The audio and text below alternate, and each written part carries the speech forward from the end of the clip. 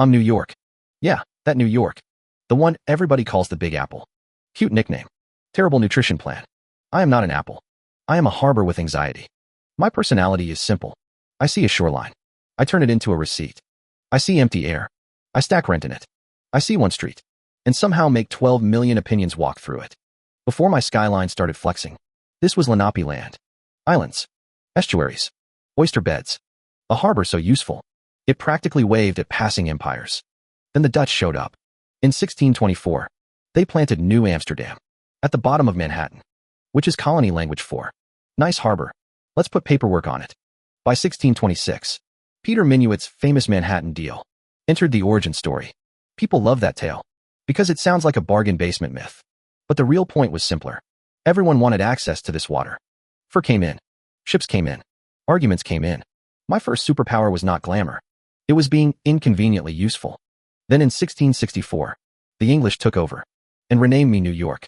Very original. They saw a whole messy Dutch trading town and said, what if this had better branding? I kept the harbor. I kept the money smell. I kept growing. Wall Street began as an actual wall, a defensive stockade, which is very New York. Even my financial district started as anxiety furniture.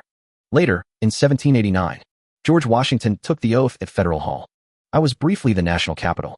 Briefly. I handled it with total dignity and only a small amount of real estate pressure. Then in 1792, 24 brokers signed the Buttonwood Agreement. Basically, gentlemen under a tree invented a more organized way to panic about money. That is how I became Wall Street, with nicer shoes. In 1811, planners rolled out the Manhattan grid. Streets, avenues, rectangles forever.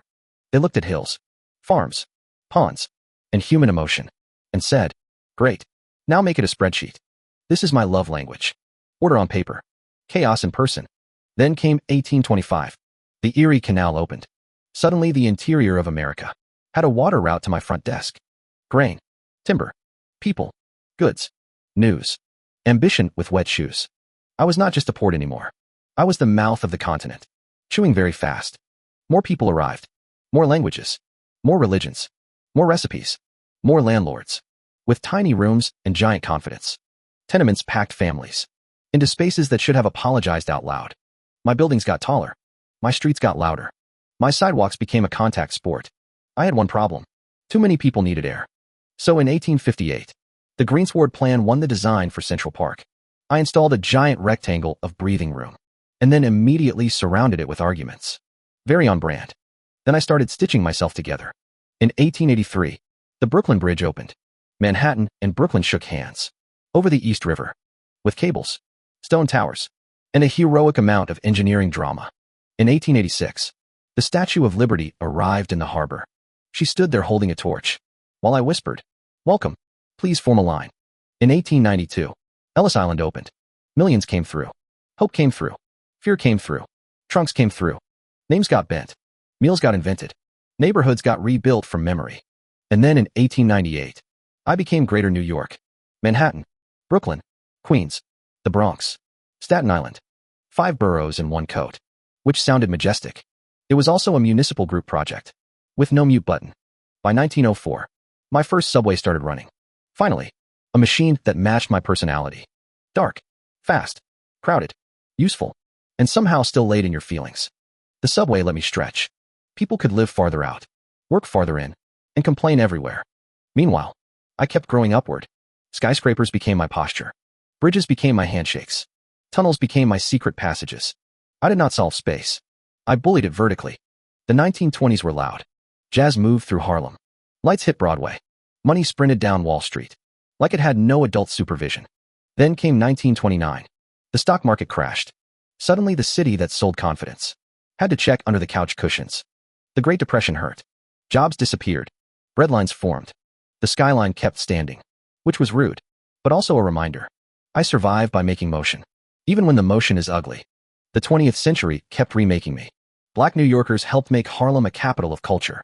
Puerto Rican New Yorkers, Caribbean New Yorkers, Asian New Yorkers, Jewish, Italian, Irish, and every other New Yorker kept adding streets inside the street. I became a city of accents, arguing in the same elevator. But do not let the postcard fool you. I have ugly systems too. Slavery was here. The African burial ground remembers that. Crowding was here. Redlining was here. Bad landlords were here. Highways cut neighborhoods. Money could open doors.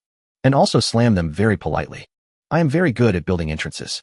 I have not always been good at letting everybody through. Then in 1975, I nearly went broke. The headline energy was, "City needs adult supervision." I took the insult personally. I cut. I borrowed. I argued. I came back with extra attitude.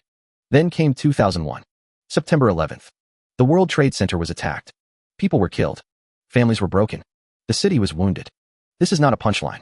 This is where I learned that toughness is not noise. It is showing up. Again, and again, and again. So when you see me now, do not just see the skyline. The skyline is the jacket. Very expensive jacket. Terrible closet space. Underneath it, I am still the same strange creature. A harbor with a calendar. A grid with insomnia. A subway with opinions. An immigrant kitchen with rent due. A financial district pretending not to panic. And a bridge holding 2 burrows in couples therapy. People call me the Big Apple. Fine. I can take it. But I was never just fruit. I am New York. I take islands. Money. Languages. Grief. Ambition. And an unreasonable amount of pizza. Stack them into one loud machine. Complain about the machine. Improve the machine. Charge you too much to live near the machine. And then hand you a bagel. Like everything is normal. That last part is not hospitality. It is city policy.